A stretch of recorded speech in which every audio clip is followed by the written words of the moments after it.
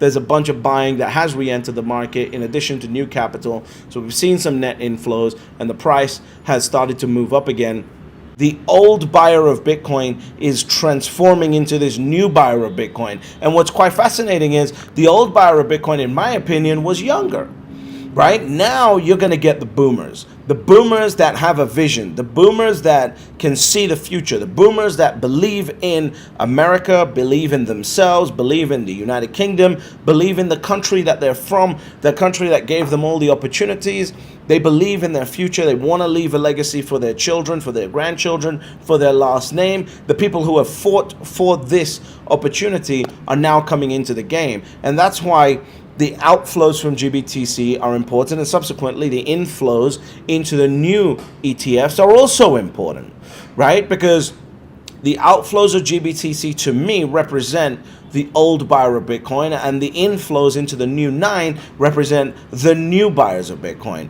What I can tell you is, based on what we can see, it looks like the retention rate of capital in Bitcoin is about 45 to 50%.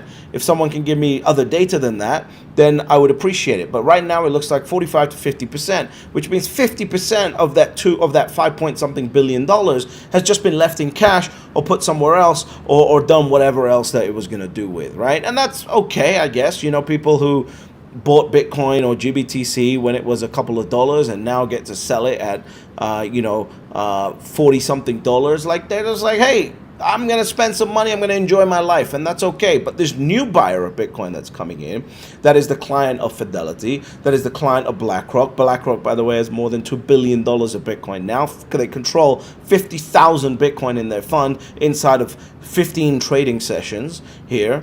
Now, a lot of that new buyer is moving over to BlackRock, moving over to Fidelity, because they understand the long-term potential of Bitcoin, and their life doesn't change if Bitcoin goes from $10,000 to $43,000. Their life doesn't change. Their life is still great. This new buyer that's coming in already has the dream car, already has the dream house, already takes the vacations that they take, already have children, already raised those children, already paid for university. This is the new buyer that's got. This new buyer is now preparing for, generations rather than, the next 20 years. And so this is very, very important. And the fact that the ETFs have managed to rotate 5 point something billion dollars of capital out of one fund and into another demonstrates the stability of this market and demonstrates the ability for the American capital markets to play with this much capital in such a short period of time and move it from one to another without a hitch. It's been a fantastic launch period, but a lot of people are wondering what's going on with the capital inflows, what's going on with the price multiple effect. How is it that all of this capital can move into these 9 new ETFs and the price sort of just dumps, right? Right now we've recovered for 43,000, and that's spectacular to me after seeing the effects of what was going on with the price dumping. So here's the main thing to understand. This new buyer is a forever hold buyer. Yeah, majority, right? I'm talking about majority. Sure, there's going to be some people who sell out and trade in and out and use it as a trading vehicle. That's cool. But the majority of these buyers are long-term hold investors, and this is great. We had to dump the Bitcoin that the short-term minded people were holding into the market, and now we can take it out from and put it into the funds for the long-term holders of this asset, and that is fantastic, right? This rotation of capital is important. Bitcoin is the single most important rocket ship for growth that you will ever experience in your lifetime because of the limited supply of it.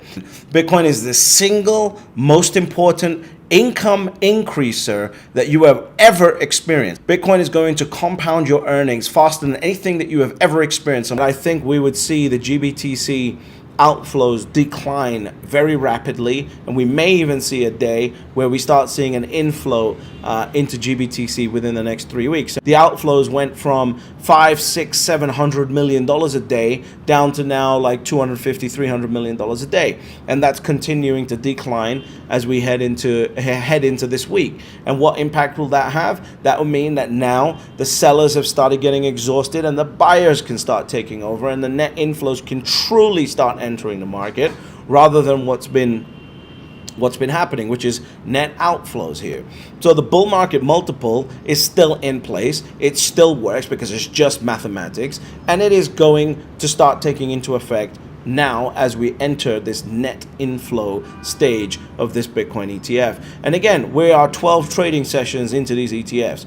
I would like to reevaluate at 90 trading sessions into this ETF. But just remember, the bull market multiple, the term that I coined months ago, that's based on net inflows and net outflows, right? If you have $1 billion coming in and you have $1 billion being sold, you've had a net zero effect. So the multiplier effect doesn't work in that scenario. You need to have let's say there's $1.1 billion of buying and $1 billion of selling. The net effect is $100 million that is going to cause that multiplier effect, and that's what we're starting to see now. So I just wanted to make everyone calm. The bull market multiplier effect hasn't died, hasn't gone anywhere. It's still working. It worked to the downside for the last couple of weeks, and now it's about to start working to the upside here, depending on what happens with the net flows. But pay attention to what's going on. The GBTC outflows are equally as important as the inflows into the 9 new ETFs, and GBTC is still the king.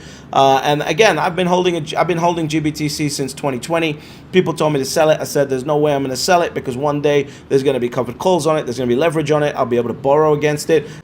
Make sure you subscribe to the channel as well. But the bull market multiplier is still in effect, and now we've got news that Charles Schwab, who is bigger than Fidelity, is going to come in with their own ETF. And by the way, if Charles Schwab comes in with their own ETF, anyone from Charles Schwab is watching this, the way I would do it to just take over the market, because I like Charles Schwab. Charles Schwab, from my experience, is the best asset management house available. That's just my personal experience from the customer service and everything else that they have. But if I were you, I would go sub 10 basis points, and I'd have custody by Fidelity. And you have those two, and you've got a game-winning ETF there that you'll come into, and then we'll have a competition because who's going to be the top three, right? Everyone is trying to angle to make GBTC bleed. The GBTC bleed is slowing down, and it may even come to a halt. Why would it come to a halt? Because even though the fee is higher, if you have more liquidity and you have more options because of that liquidity,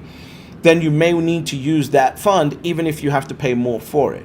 So that we will, I personally still believe that we're going to see a day of net inflows into GBTC within a few weeks.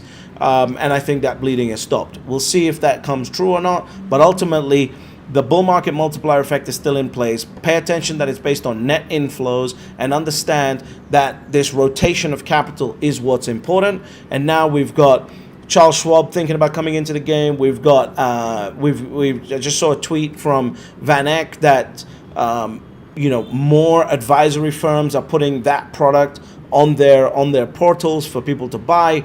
So there is a lot happening here in the background. The capital is starting to move into Bitcoin, and if you haven't gotten to your 1 Bitcoin at a minimum, right? If you haven't gotten to 1 Bitcoin at a minimum, you are losing time doing that, and you've had a great opportunity with the price dip that happened in order to do that. So I hope you executed on that. I'm proud of everyone who has gotten to 1 Bitcoin. I'm seeing people who are messaging me from the Philippines that they've gotten to 1 Bitcoin, and all I got to do all day is listen to these crybabies in America, the United Kingdom, Australia tell me that they can't get to 1 Bitcoin, and it's unfair of me to tell people to get to 1 Bitcoin.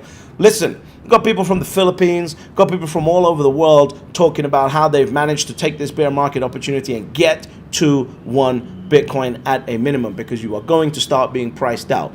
As soon as this bull market multiplier starts demonstrating to you what it can do, you are going to be priced out from that opportunity. So get to that 1 Bitcoin if you haven't already. And by the way, when I say get to 1 Bitcoin, I'm not talking about people who, have to work 3 jobs and this, that, and the other. They are gonna do what they're gonna do. I'm talking about people who have $2 million of real estate, and you haven't figured out how to generate $45,000 to $50,000 of liquidity to get into 1 Bitcoin, and you're sitting there going, "Oh my God, what if this thing goes down?" While BlackRock, Fidelity, everyone got $2 billion a piece in their fund. GBTC is rotating capital out from speculators to long-term holders, and you will never ever get another chance to own this asset ever again. That's who I'm talking to. You need to get to at least 1 Bitcoin to protect the wealth that you have generated. So subscribe. And again, take this seriously. I'm very proud of everyone who has managed to get to 1 Bitcoin. By the way, like I've been saying in my last videos, my time on social media is running out, right? At the end of the day, as soon as Bitcoin goes to $100,000, which I think it will do by the end of the year, if not before the halving, then really my message is now, because in order to buy something for $100,000 that you don't know nothing about, you need excess liquidity. I would say you need excess liquidity if you've really got a speculator's mindset of like $300,000. Well, the only people that have got $300,000 cash lying around is if they're like $2 to $5 million of net worth. And at that point, right, I think the message has already been put out there and it's expiring. But ultimately, despite all of that, there's always only 3 rules to Bitcoin. Step number 1, you buy Bitcoin. Step number 2, shut the fuck up. And step number 3, you get fabulously wealthy.